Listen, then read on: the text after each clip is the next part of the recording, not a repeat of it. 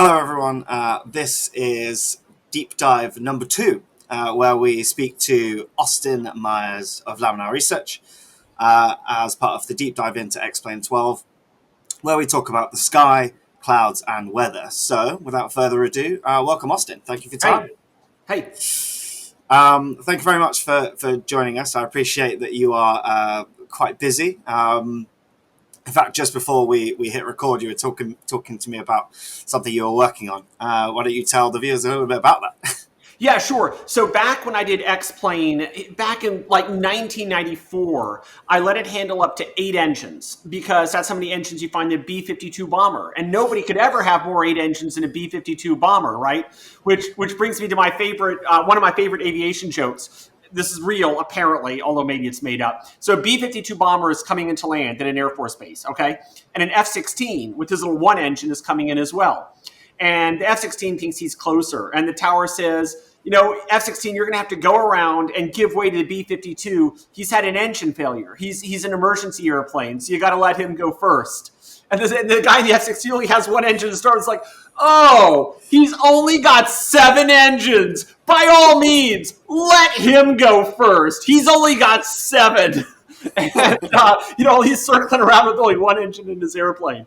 But, so anyway, yeah, he's like the dreaded 7-engine approach. But, so anyway, I set up X-Plane to handle 8 engines because that was like all the engines I could ever imagine anybody having in an airplane. And, well, now fast forward into vertical aviation.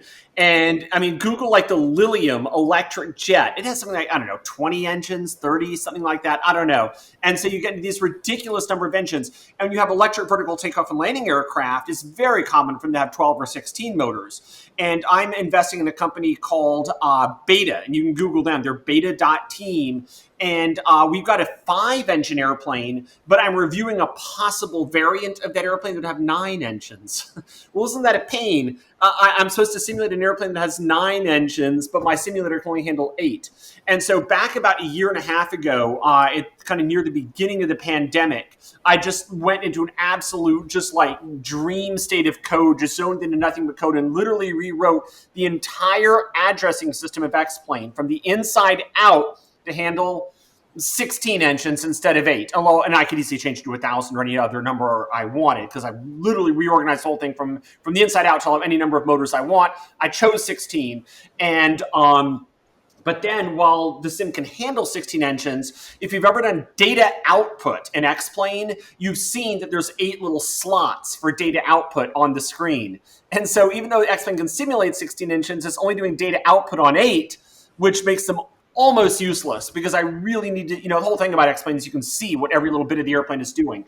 And so I was in the middle of doing, when this Zoom call came up and popped up on my calendar, is overhauling the data output. So if it ever detects that you're asking for more than 8, you're asking for data output on an engine and your plane has more than 8 of them, it'll go boop and pop out, a second little line for the next 8 engines. So at any rate, it's just, I'm just in the middle of that little kind of doubling. And the trick in cases like this is always the same. It's to double the utility, but not double the amount of code, right? Yeah, the same code should be smart enough to go, first I'm going to do it with the first 8, then with the next 8. And that should only be one little bit of outer loop. You shouldn't be duplicating a bunch of stuff. You'll be regretting it forever. So, at any rate, that's what I'm in the middle of right at the moment. And I imagine, lots of people are going to get their hands on PlaneMaker and start really utilizing all of those fun things that we've got access to. Brilliant. Let's talk about the changes in terms of the atmosphere, the environment, and the sky in terms of X-Plane 12. So maybe just outline the changes that we've made within the sky itself, within X-Plane 12. Is this still based on shaders? Oh, yeah. So it's still shader based, but so it's kind of interesting. So way back in the old days of X-Plane, a cloud was like a plane, all right? Just a plane, just a, It's completely flat, it's thin, and it looks like a cirrus texture, from below looking up and above looking down. And then what we did for like X-plane 11 and whatnot is we said, well, clouds are now a bunch of little polygons that point at you. There are a bunch of little puffy clouds that point at you. There's a whole lot of them. But then as you get near them, they kind of like cross over each other like that, and they look terrible. And you can tell you were just looking at this terrible little cartoon. And so now what we're doing for X-plane 12 is, and this is mostly Ben Sutnick's court for the rendering part of this, we're getting fully volumetric three-dimensional clouds. So they really understand that there's a volume of clouds that you enter into. So we've really taken it to the third dimension with the cloud rendering. But that's only rendering, right? And rendering for me is only maybe the last 20% of the job or the last 25% of the job. The first 75% is what matters in aviation, which is that it acts like the real world and the real airplane act. And so I got to rewrite I rewrote the first 75% of the sim, which is building this whole volumetric weather system. And then Ben said, all right, now I'm going to render it for you in 3 dimensions. And so that's how Ben and I pretty much always work. I do the flight model, build the interior, internal data that the airplane's going to actually fly in, and then he renders it. So the clouds are now really volumetric, and that's from the inside out. But then here's where things got really interesting. I actually started, made this a little bit weird, but I actually started with the real weather system. The first question normally when you write X-Men, you expect me to start with the basic weather system, then add the real weather system. I actually did this the other way around, because when you start with the real weather system and you start with what nature actually demands that you do, it causes you to build the system to handle nature right from the outset, you see? And so, I just built the mother of all real weather systems. It's getting all of these so-called GRIB files, which are these massive 3-dimensional files of precip and wind and pressure and temperature and turbulence. And so there's this big 3-dimensional grid that literally envelops the entire planet. You can think of it as like a styrofoam blanket wrapping the entire planet. It goes all the way around the Earth, but also has thickness. You see, and that's that third dimension from the surface up to high altitudes. So it's like a thick shell that envelops the entire planet of just pure data. And then we take what's called the METAR reports, which are the weather reports that are cited for each individual airport. There's maybe, 5,000-10,000 of those. And then we go, boop, and then load in all those METAR reports, which are the reports at individual airports. Now notice that's not a 3-dimensional phenomenon anymore, is it? Because those are reports at a point in space, at an airport, but it lists everything up on this one little point in space all the way out into space, because it lists all the cloud elevations up above the airport. So think of that as a whole bunch of little push pins in the styrofoam shell, right? So take the Earth, put your styrofoam shell around it. Those are your GRIB files. Put in 5 or 10,000 push pins at the locations of all the reporting airports. Those are your METARs. And then if you want to see what the weather is, you start with a styrofoam shell, but then whenever you get near one of these push pins, you start getting data from the push pins. You see, so you start getting this interpolation. And then what if you're like in between 5 push pins, which are 5 different airports reporting weather, but you're in the middle somewhere? Then how do you interpolate between 5 different points? The math gets pretty fun on that. And so we've got this 3-dimensional weather system that I built that is volumetric, 3-dimensional, uses the GRIB files, and then also accesses all the airport METARs. Now, once I had that working perfectly, I was like, great, what about people who don't want to do real weather? Now I got to build the user-controlled weather system, but make it as cool as the real weather system. So what do we have to do? Randomization of weather in both space and time. Weather has to vary over space. So you might have, really, puffy, densely packed cumulus clouds where you are, but see large swaths of empty areas off in the distance, or large swaths of solid areas off in the distance. And so that's variation over space, and it's so important, because when you're flying up, say, 30,000 feet, you look down, you've got scattered clouds below you, maybe let's say broken clouds, a little more intense cloud coverage. And if you care about being able to fly, in the clouds, or maybe you can't do that, or you want to fly VFR, not operate IFR, well, then the fact that there's an area with no clouds, maybe 50 miles away off to the side, is very important. And so the real variation of weather with space is just so important in making it not just look like a 1980s video game where it's the same everywhere. And so not only does the weather not the same everywhere, even when real weather is turned off, but it looks real, and it adds a flight planning challenge to the simulator if you actually want to stay clear of the clouds. And once I was changing it with space, I go to Ben and I'm like, now do we have to make this change with time? And he's like, awesome, we got to do it. We got to do it. Ben Sutnick, will code it so that you visually change with time, but you, Austin Meyer, have to change the internal system so it changes with time, smoothly and continuously. It's like, all right, all right. And so we actually have the weather changing with time in 60-second interpolation points. So that's when it actually has a little weather signpost on what the weather is going to be for every 60 seconds. And we actually had to go that often. I would have assumed that you'd set the weather every hour, right? I mean, you set the weather at every hour, interpolate between the two, you're done. We had to interpolate every 60 seconds because that's the only way Ben could get the clouds to move properly. Because clouds change enough in 60 seconds that you better not go any farther than that and expect you're going to know what's going to happen next. Clouds change too quickly for that. So to get the clouds to move as fast as Ben wanted them to move, we had to go 60-second signpost. So we've got volumetric internal weather, volumetric rendering to show it, change in space, change in time, and both GRIB and METAR real weather data all integrate together into real weather system. And the result is good enough that it looks incredible and good enough that it looks like it varies over space and changes over time. And if you want to do visual flight rules flying, does force you to do some thought and some strategy when you decide where you want to go next if you want to try and make it from point A to point B. And so, obviously, your realm is lots around the flight model. How has that changed in terms of the weather system, in terms of how it interacts with that system? Right. So X-Plane has always had the concept of what weather do we determine per aircraft and what weather we determine per element. Right? So the wings are broken down into a bunch of little pieces, and so are the props, each of these elements. And there's some things that I can say are the same for the airplane. The temperature. Okay, look, if it's 30 degrees on the fuselage, I'm just going to go out on a limb and suggest it's 30 degrees on the wing. All right? I don't have to have the temperature vary across the aircraft. That can be locked down per airplane. And so things like temperature, icing conditions, precip, that's locked down per aircraft. But things like wind, which vary from wingtip to wingtip to cause roll, from propeller to tail to cause pitch, and also yaw. I think you were asking about what weather affects the airplane and the flight model in what way. And the answer is the wind is literally broken down to affecting each different element of the airplane so that the aircraft really operates for the weather you've got. And kind of a funny little story, in my airplane, which is a Lancer Evolution, it's a very, very, very lightweight airplane. It's just made out of carbon fiber. It weighs almost nothing. It's like a little carbon fiber bubble. It weighs nothing. And I've actually flown that airplane in turbulence coming into land.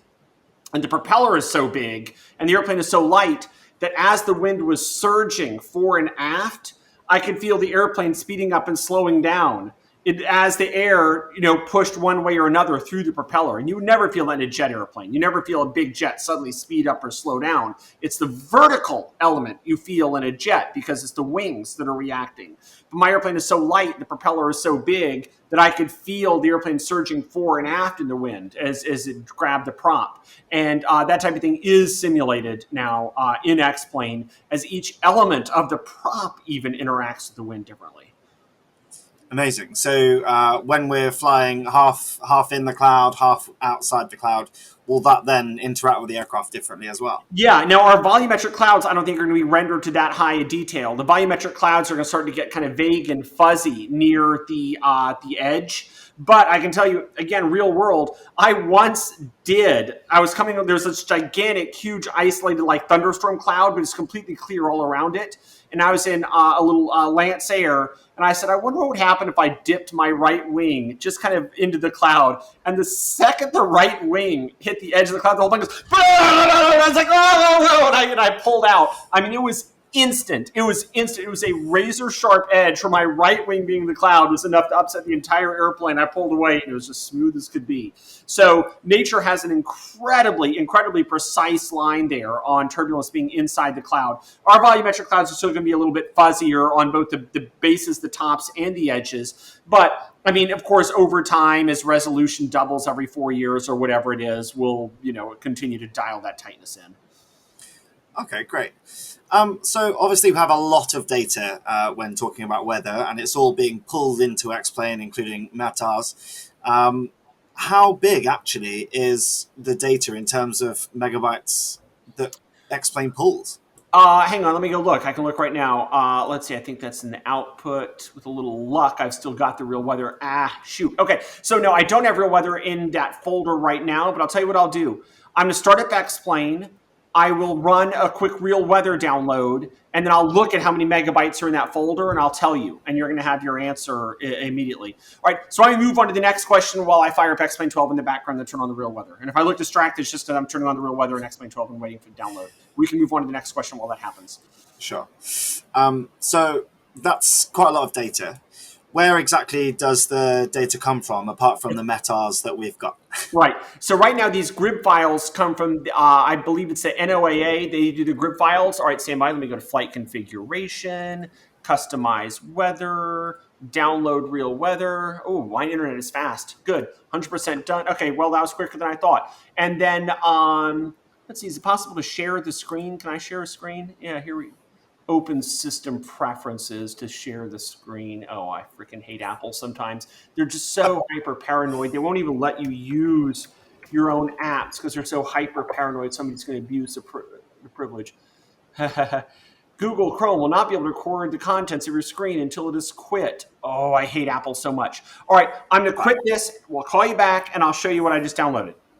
So the thing about Apple is they claim to be so privacy. So they're so hyper about privacy, they won't even let an app run without restarting the app and restarting the permissions. But you can't use one Apple device without it connecting to all your other devices. And my favorite one, I was doing like a Zoom meeting like this or something like that. And then all of a sudden a little alert came up and said, connecting to iPhone in bedroom, like in the middle of the Zoom meeting. I'm like, Apple, you were just getting it wrong. But anyway, okay, so let's see here. Share. Let's see if I can share a screen. Oh, here we go. We'll just share. Let's see. And entire screen. Yeah, fine. Entire screen share. Who cares? Okay, good. All right. Do you see this now? Yeah, you probably do. Yeah. And so we just downloaded the real weather. And so you can see we've got like, I don't know, 10 different wind layers now. I think we used to have 3. Now we have 10. We've only got 3 cloud layers, I think, but it looks like today there's only 2. So we just finished downloading the weather. And so we're downloading the real weather. We'll apply the changes, and then a funny little thing. As I said, I was in the middle of working on an airplane that had 9 rotors, right? And so here they are. This is a 9-rotor VTOL concept. You can see there's 8 lifting and 1 pushing, and then there's like extra data output. Remember I was telling you earlier about data output. You can see the first 8 data outputs for the first 8 engines, and then the one is the 9th one is the pusher. So so anyway, this is just what I was talking about at the beginning of the meeting. So now we'll exit Explain, and then we'll go to Output, Real Weather. These are the files we just downloaded. 44.7 megabytes. 44.7 megabytes. So to answer your question, it's 44.7 meg is like the real weather snapshot. Okay, I've stopped sharing the screen. Now you see me again? Can do. Great. Okay, good. Yeah, so that was 44.7 meg of real weather, working for more than 8 props. So just a quick little and more than 3 wind layers. So a couple of things we were talking about right there. Yeah, so actually, that's rather surprisingly small considering the amount of data that encapsulates, really. Yeah, well, so it is 44.7 million pieces of information. I mean, 44.7 million pieces of information, if it's properly deployed, that's a nice little dose of info. And it uses, there's some pretty nice compression going on with the GRIB files. I forget the name of the compression, but they compress their data pretty well. So, that's 44.7 million pieces of compressed data. Okay. Put it in that way, I think we're spoiled by the vast majority of data that we get every day. Oh, yeah. Right, yeah. Some stuff is more voluminous than it needs to be. I mean, like in X-Plane, sometimes people send me aircraft they did for X-Plane, and then they'll have like a ping file for the texture, and it'll be like 4096 by 4096. There's this massive 4K texture. I'm like, whoa! And I open it up, and it's like a black window painted in the middle, and everything else is white. And I mean, they could have done that at 32 by 32 bytes, or 32 pixels by 32 pixels, and it would look the same on the actual airplane. And so we've spoke about the size of the weather that comes down to Explain 12, but where is the source of that data, and why did you choose that source? Right. Well, so it's NOAA, National Oceanic Administration, and that's where we get it. I paid for that on my 1040 form. For us Americans, that's our tax form. So I already paid for it with taxes. And boy, did I ever! And so that data is now available to us. We get it from the NOAA, and then there's talk about backing it up or duplicating it on the Laminar Research server. So if the government server goes down, we have our own server as a backup. The government server is not terribly reliable, and that's on the best of days. Now that we're on such wonderful terms with Russia, I'm not sure I expect more reliability going forwards.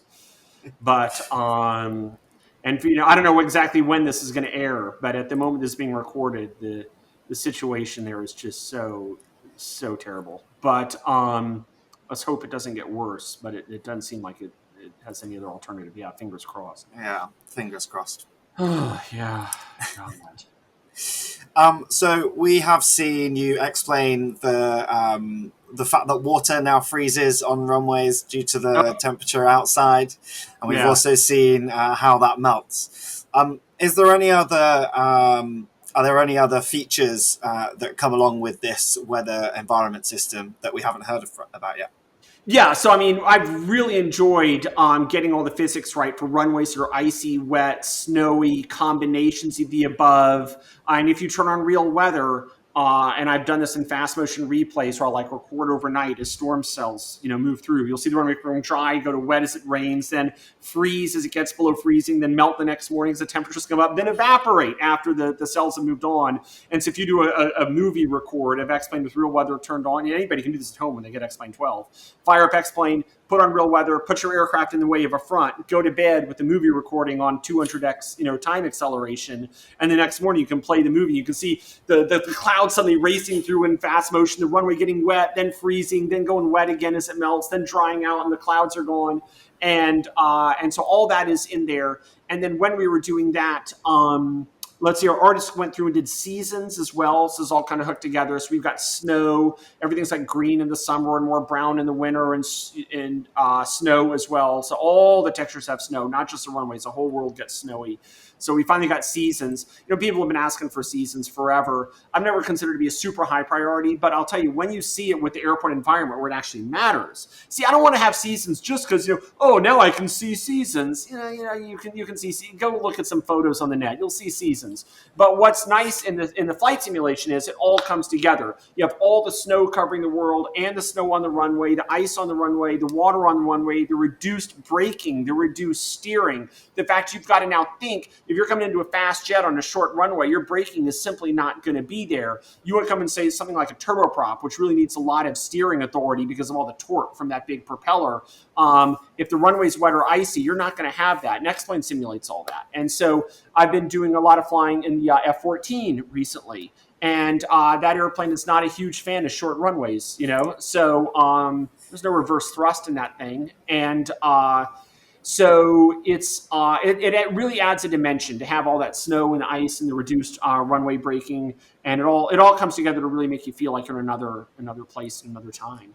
And then we also had an artist go through and kind of retune all the terrain textures for a bit more consistency as well. Amazing. Sounds really, really exciting and really challenging as well. Far more challenging than previous versions of X-Plane because of that real world element. Yeah. So we have spoken to, or will be speaking to Ben around this new fantastic lighting and rendering system. Mm-hmm. How important is that link between this new lighting system and the ability to create the weather and environment that we've got in X-Plane 12? Well, it's the ability for you to really see what you're getting. For me, I mean, look, when I fly my plane, I can literally fly an entire flight, a long flight possibly, and realize after I landed, I hardly ever even looked out the window. And so scenery for me, it's always been just a little bit secondary because I'm way more worried about the turbine inlet temperature when I start the engine than what's out the window. And why is that? Well, it's because if my turbine inlet temperature goes up too high, I'm going to destroy the engine and the airplane with it.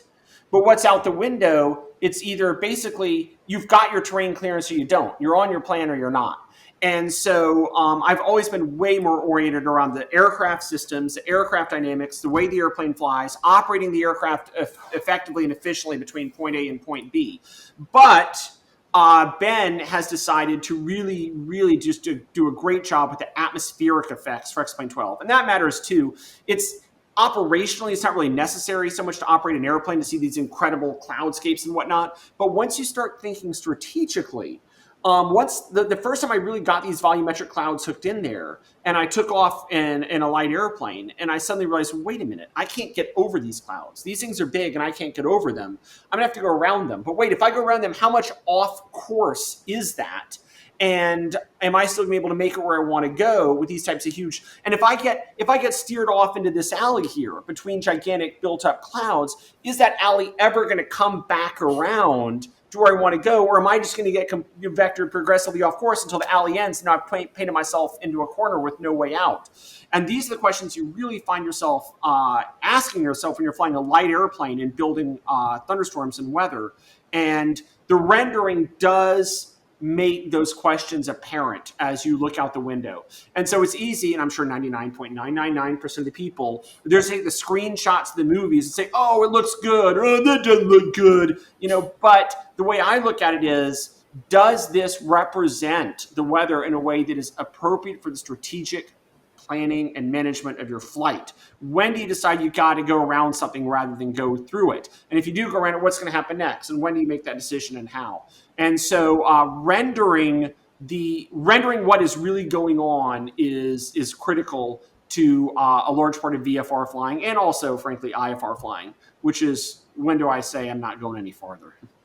And when do I go to a plan B, and what is that plan B? Okay. Is there any limitations with the weather system? Because obviously that's, historically we've seen volumetric clouds having big detriments in terms of performance on a system. Are there any limitations with the weather system going forward? Oh yeah. So some people are having X-Plane 12 run faster than X-Plane 11, and some people are having it run slower than X-Plane 11. We've seen both, but without question, we just offload way more stuff onto the video card now. It used to be everything was on the CPU. Now things are in the GPU, which is a graphical processing unit, or the video card. And so if you've got a good video card, we're really going to start using it now. And now it's the CPUs that are going to be less busy as the GPUs do the work. And so, some people are saying it run faster, and those GPUs are just cranked. We're doing some things right, that's for sure. But the limits are going to be a slower video card is going to start to hurt your performance. And there is a limit to that three-dimensional resolution, the volumetric clouds, as far as how many layers there can be and when they're sharp and when they're fluffy and how sharp the edges of them can be, even though they cover a tremendous amount of space. There's limits in resolution and requirements for a powerful video card. And both of the, we're on the right side of history in both these, right? Video cards are getting faster, and as they improve, we can up the resolution. So we've got a nice structure to let us move forward with this base technology. And is the resolution something that is one of the only things that you'd like to add in the weather system, or is there something that you would like to add in the future that we don't have with X-Plane 12? I don't know. I feel like I might need to answer or re-ask that question in 3 months once I've used the final product for a while, because the product isn't final as we're recording this video. We're darn close to it. But I would want to fly the system online with real weather on using Pilot Edge in a Lancer Evolution, which goes over some weather but not all. And when I've flown my Lancer Evolution with real weather using Pilot Edge in the final system for a little while after we're released, then I'm going to be setting myself up to ask the next question, which is what do we do to make it even better? I know in the general sense what I want to do next for X-Plane is make it a much more online, massive multiplayer experience. Right now it's $59.99. You get your disc, you put it in, you set the weather, and you fly all by yourself. Okay, great. We've been doing that for 30 years. It clearly works. But for me, the next step in X-Plane's evolution is going to be to have everything online, persistent, and massively multiplayer all the time. So you're in a world that's never dependable and never perfect. Amazing. And do you think that will then bridge the gap between our mobile users and the desktop users of X-Plane as well? Absolutely. So sometimes desktop is the experiment we run to see what goes into mobile, and sometimes mobile is the experiment we run to see what goes into desktop. And so I've heard desktop people say, I'm not supposed to spend time on mobile, and that's just stupid. That's just dumb. Because first of all, mobile is more revenue, which lets me hire more people, which lets me do more stuff. But second of all, each app benefits from the other because the code now is almost entirely the same between the two. The mobile and desktop code, I mean, it's almost all the same. There's just a little bit that's desktop only, it's a little bit that's mobile only, not very much at all. And so the cost of the company from having both platforms is next to nothing. But it lets us do experiments on each platform that we can then bring into the other when it's ready. And massive multiplayer was done initially for mobile. And that may well be, if I like how it goes, it may well be the foundation for what we use in desktop as well. And there's no question in my mind that in the future, when you log into the X-Plane world, it won't make any difference whether you're on a phone or a desktop or a VR headset or a monitor or augmented reality on your glasses. That'll make no difference. That's not what matters. What matters isn't the interface that you use to access the online world. What matters is you are in an immersive online world. And so that's going to be more of the long-term future of X-Plane. Well, that sounds really, really exciting. So just to almost wrap up, if you like, if you were to pick one of your new features that you're implementing in X-Plane, which one would be your favorite? And what's the one thing you're really excited to get into the hands of everyone else? Well, so X-Plane 12, it's a little bit awkward in that we've redone basically just about everything. So it's like every single thing is like 20% better to 50% better, maybe 10% better to 50% better. With some X-Plane releases, we can say, all right, this is the new feature. And then I will tell you that right now. Be like, oh yeah, now we have, plausible world. Oh, now we have ortho photos. Now we have, whatever. But in X-Plane 12, it's just everything is 20% better. Everything. I mean, or more than 20% better. And so I don't know if I have a favorite thing because we basically upgraded everything. But I know if I know I've got something of a favorite, and what my general favorite thing is, I'm going to say it's a tie. It's a tie between two things. It's a tie between the new real weather system, which is just this volumetric change in space, change in time, smooth change in both dimensions, and it's a nice piece of code. I rewrote this entire thing myself, and I find it so much nicer and tighter than what we used to have. And so the real weather system is something I like.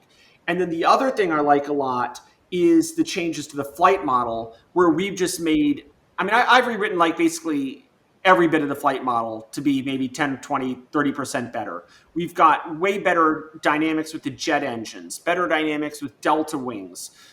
We've got jet engine startups and shutdowns now mimicking the actual airplanes within 1 or 2% and 1 or 2 seconds, and none of it's by faking it. It's all by doing the underlying curve fitting and physics to see, oh, well, the back pressure from the small turbine is what drives the front turbine, and when that air pressure has nowhere to go, that's what spools the N1 up, and that's why N1 falls behind N2, and this is how much N1 lags N2. And so we've done all these kind of first principles, or not quite first principles of the jet engines, but we're getting a lot closer to first principles where we really start to understand what makes the jet engine do what it does. And so the flight model being upgraded just across the board with the new transonic, supersonic, and jet engine stuff to make the F4 Phantom fly. And did you see my blog post on that? I had a pretty detailed blog post on the F4 Phantom. Did you see that? I haven't seen the F4 Phantom yet, but have Thompson send you a link. Thompson, you're here, right?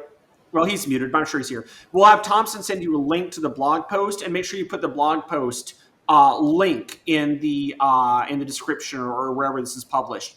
Because so there's this guy that he's been emailing me for years with all these little light airplanes, little auto gyros and stuff like that. He's like, "Oh, Austin, this auto gyro does this auto," and I'm like, "Okay, fine." I've kind of grudgingly always gotten his airplanes working, but I haven't been that excited by these little ultralights and auto gyros. My dream airplane, it's not a little ultralight or an auto gyro. It's a freaking F4 Phantom, right? That big, bad-ass 30,000-pound supersonic hunk of flying iron, just badass. I mean, an F4 Phantom flies. It's like you can't even be within a mile of it without losing your hearing. I mean, this is like the ultimate Satan's sled of an airplane. And so this guy that would always email me these little auto gyros and stuff, we were kind of talking by email as I was kind of saying, yeah, fine, I'll do your little auto gyro. He just sends me an email just kind of off the cuff saying, yeah, back when I used to be an instructor in the Israeli Air Force for the F4 Phantom, here's how I used to do it. And I was like, what? What? It's like, yeah, I used to instruct in the F4 Phantom for the Israeli Air Force. I'm like, dude, why didn't you tell me this? And so then he and I spent like a month getting the F4 Phantom and X-Plane just absolutely overhauled from the top down. And I rewrote so much code for the jet engine dynamics, the delta wing, transonic, supersonic dynamics. I mean, we have that F4 flying. He says he could basically train someone to fly a real F4 Phantom now using X-Plane. I mean, all these personality quirks, because the F4 kind of came from kind of just past the golden age of jet aviation for the military, where they had all the power and all the thrust they could ever want. They didn't quite understand how to use it, and there were certainly no computers involved. And so the airplane is kind of awkward in so many ways. It's like, well, when is it going to stall? When is it going to flip? There are certain speeds where if you move the aileron one way, the airplane will bank the other way.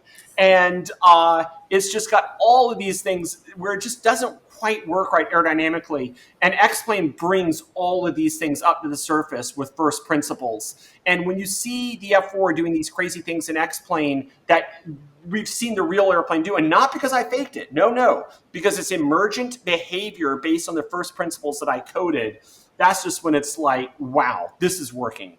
And so, yeah, I'd say my favorite things are the really good three-dimensional volumetric real weather and all the flight model improvements, especially in jet engine and transonic regime, which gets something like the F4 flying just exactly like the real airplane. Fantastic. I can't wait to try the F4. It's one of my favorite aircraft. Yeah. Does that mean that we've seen the end of the experimental flight model that we saw at X-Plane 11? Oh, yeah, because all that experimental stuff is rolled into version 12, so there is no experimental flight model button anymore. It's all into the base model now. Really, really excited about that. Mm-hmm. Well, thank you very much for your time, Austin. I've really enjoyed our chat. And we will definitely put that F4 blog post in the bottom of this, Sounds good. video. I'll have Thompson send you the link, or I'll find it myself. Perfect. Thank you very much, Austin. We'll see you soon. Sounds good. See you.